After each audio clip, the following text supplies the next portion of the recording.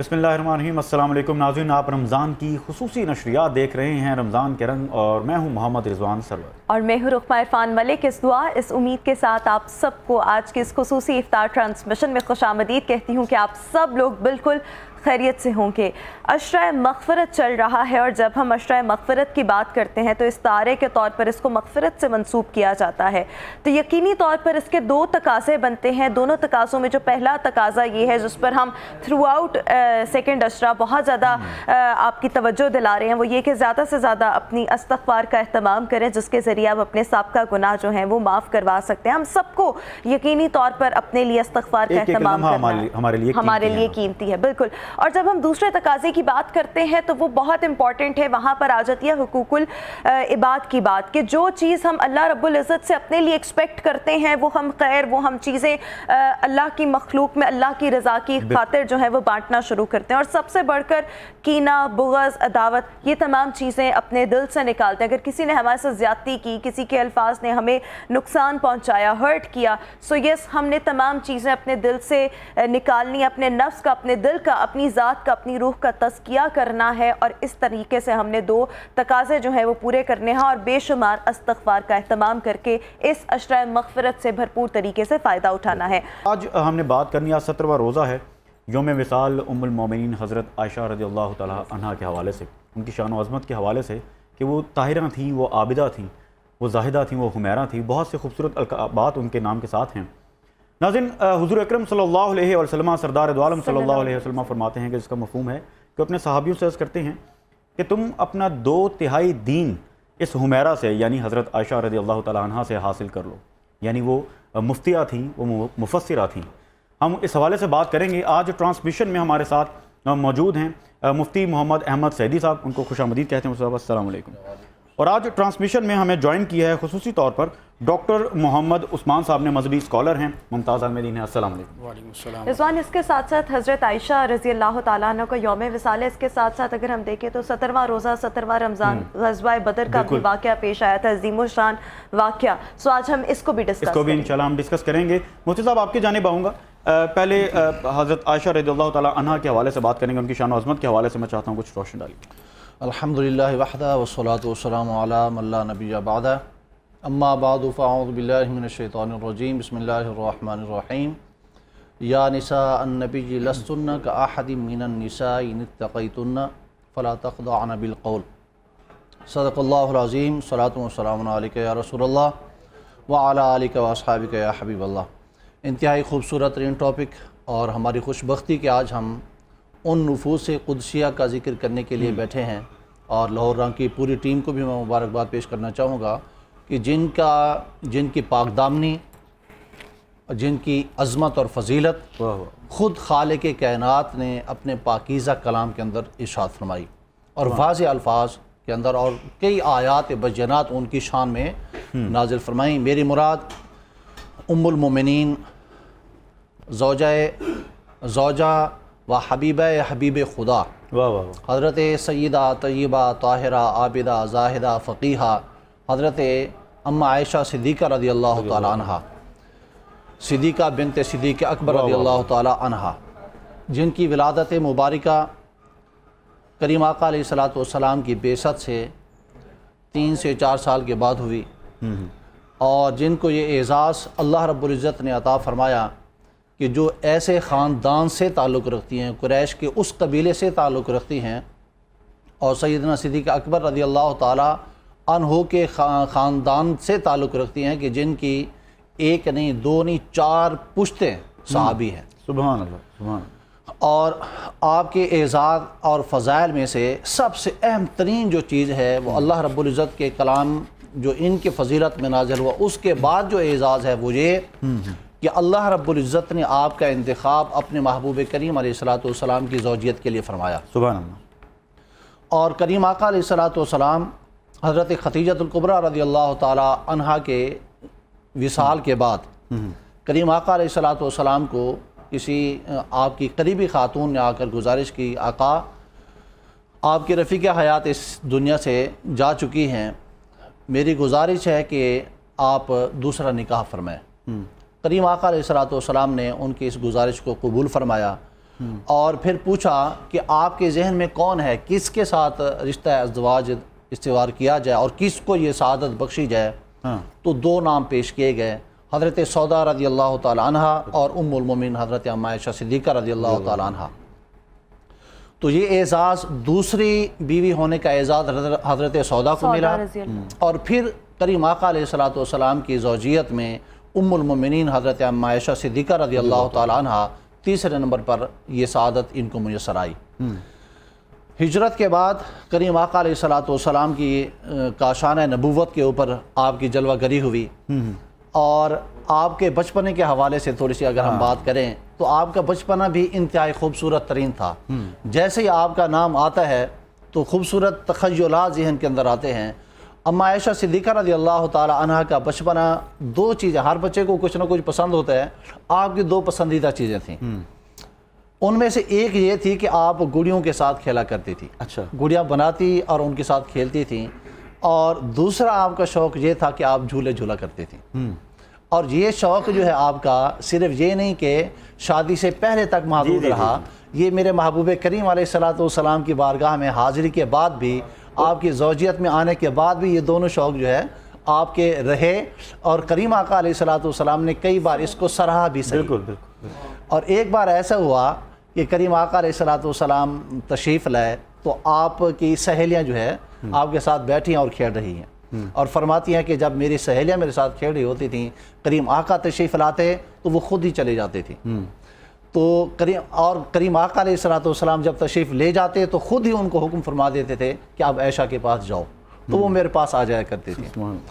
تو ایک بار ایسا ہوا کہ کریم آقا علیہ الصلوۃ والسلام تشریف لائے اور میری سہیلیاں جانے لگی تو سرکار نے ان کو منع فرمایا بیٹھو۔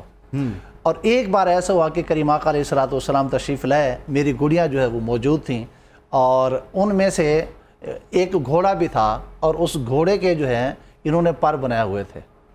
تو کہتے ہیں کریم آقا علیہ الصلوۃ والسلام جلوہ فکن ہوئے اور آ کر میری گڑیوں کو اور کھلونوں کو دیکھا، فرمایا عائشہ یہ کھلونے ہیں؟ تو جی یا رسول اللہ یہ میرے کھلونے ہیں۔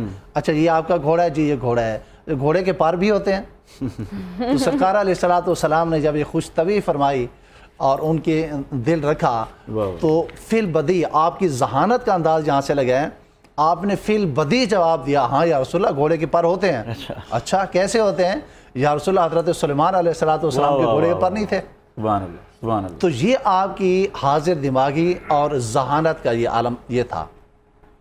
اور آپ کے اعزاز میں سے اب تھوڑا سا اب آگے بڑھیں، اعزازات میں سے ایک بات یہ بھی تھی کہ اللہ کے محبوب کریم علیہ الصلوۃ والسلام کی روایات جو سب سے زیادہ صحابہ میں سے حضرت ابو ہریرہ سے مروی ہیں، ان کے بعد میرے محبوب کریم علیہ الصلوۃ والسلام کی جیسے آپ جس کی طرف آپ نے بھی اشارہ کیا کہ 2/3 جو علم ہے وہ اس سے سیکھو گے، تو اما عائشہ صدیقہ رضی اللہ تعالی عنہا جو ہے وہ صحابہ کرام حضرت ابو ہریرہ کے بعد سب سے زیادہ روایات ان سے مروی ہیں۔ بالکل ٹھیک ہے۔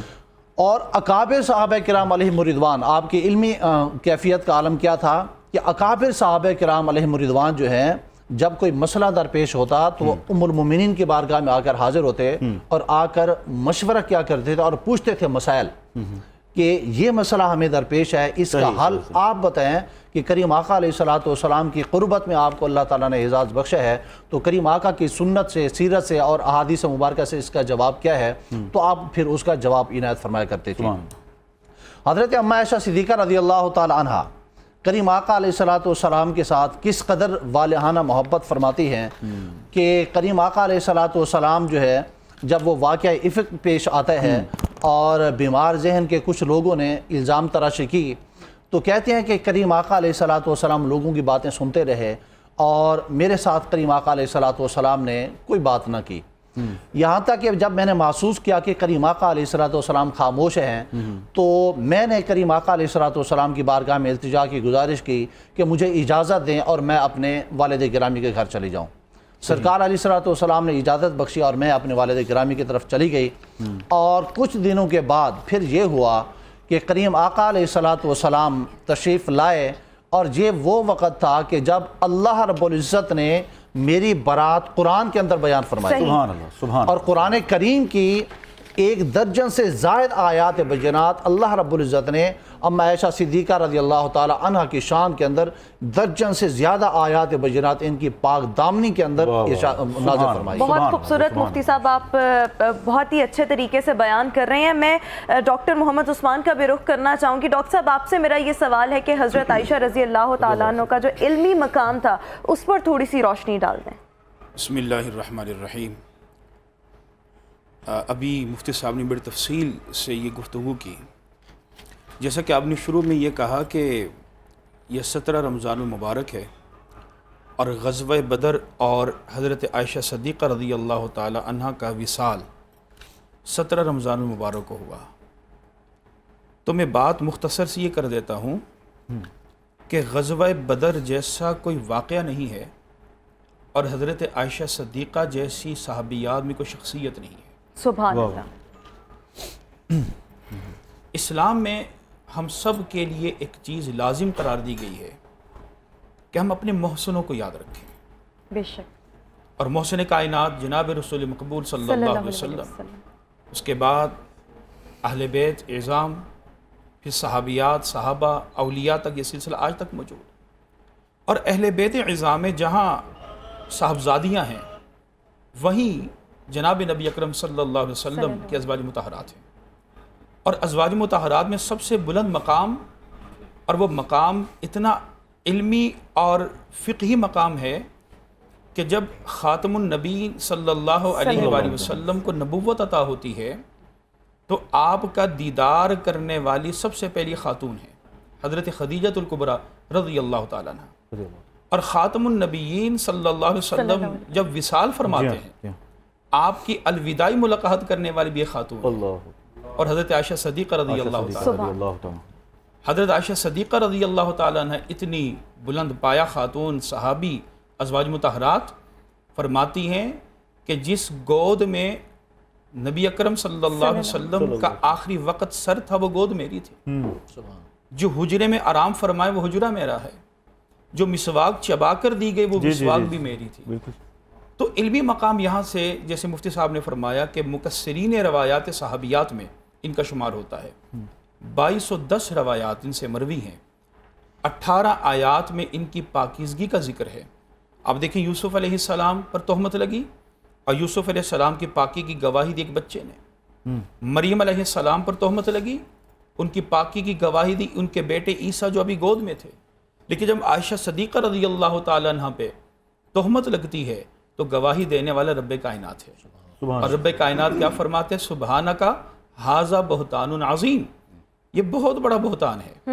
اور علمی مقام کے حوالے سے یہاں یہ ذہن میں رکھیے کہ تقریباً 4000 صحابہ آپ کے شاگرد ہیں. 1,44,000 صحابہ ہیں. اور ان تمام صحابہ میں زیادہ تر صحابہ جنہوں نے روایات کی ہیں، آقا علیہ الصلوۃ والسلام کی مرویات کو آگے پہنچایا، ان سب نے جلوت پر بات کی ہے. لیکن حضرت عائشہ صدیقہ رضی اللہ تعالیٰ عنہ وہ صحابیاں ہیں کہ جنہوں نے خلوت پر بات کی ہے. بالکل ٹھیک ہے. حضور اکرم صلی اللہ علیہ وسلم کا آرام کرنا، آپ کا جاگنا، آپ کا کھانا کھانا، آپ کے داڑھی میں کتنے سفید بال، آپ کا بکریوں کا خود دودھ دھو لینا، آپ کا اسی طرح باقی معاملات کرنا، حضرت عائشہ صدیقہ رضی اللہ تعالیٰ سبحان اللہ. ڈاکٹر صاحب بڑی خوبصورت گفتگو کر رہے ہیں اور اسی طرح سلسلہ آگے بڑھائیں گے. ٹرانسمیشن میں ہمیں جوائن کیا ہے ناظرین شیراز الطاف صاحب نے، جو کہ چیئرمین ہیں فلاحی عوامی پارٹی کے. ڈاکٹر صاحب آپ کو خوش آمدید کہتے ہیں. کیا کہیں گے شیراز صاحب کہ یہ جو فلاحی پارٹی ہے، سب سے پہلے تو یہ بتائیں کہ اس کا مقصد کیا ہے، بنیاد کب رکھی، کیا کر رہے ہیں؟ بسم اللہ الرحمن الرحیم. بہت شکریہ آپ نے دعوت دی. آج فلاحی پارٹی کی بنیاد آج سے 1 سال قبل پچھلے سال جنوری 2022 میں رکھی.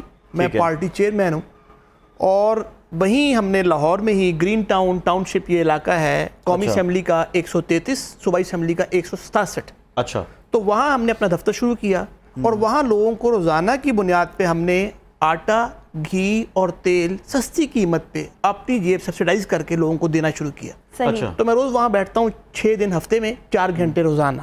اور مقصد یہ ہے کہ جس طرح چائنیز ایک عظیم لیڈر تھے ماؤ، تو انہوں نے کہا تھا کہ یہ نہ دیکھیں سیاستدان کہتے کیا ہیں، یہ دیکھیں وہ کرتے کیا ہیں. ٹھیک ہے. تو ہم نے اپنی جیب سے لوگوں کو شروع کیا سبسیڈائز کرنا ان روز بنیادی چیزوں پہ، اور ساتھ یہ بتانا شروع کیا کہ جو پچھلے 75 سال سے پاکستان میں باتیں ہو رہی ہیں اور آپ کو کچھ نہیں مل رہا، تو آپ یہ دیکھیے کچھ لوگ تو ہیں جو آپ کی فکر کرتے ہیں، تو آپ ان کو ووٹ کیجیے.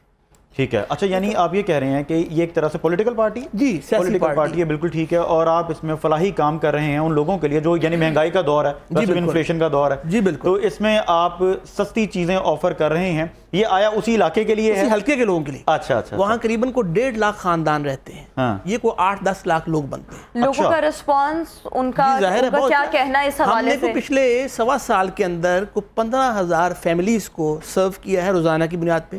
اور جو آج 1 آٹا اور 2 گھی لے گیا ہے، 10 کلو کا آٹا اور 2 گھی 1 کلو کے، وہ 10 دن بعد پھر لے جائے، مہینے میں 3 بار. اچھا زبردست جی. یہ گفتگو کا سلسلہ اسی طرح جاری رہے گا.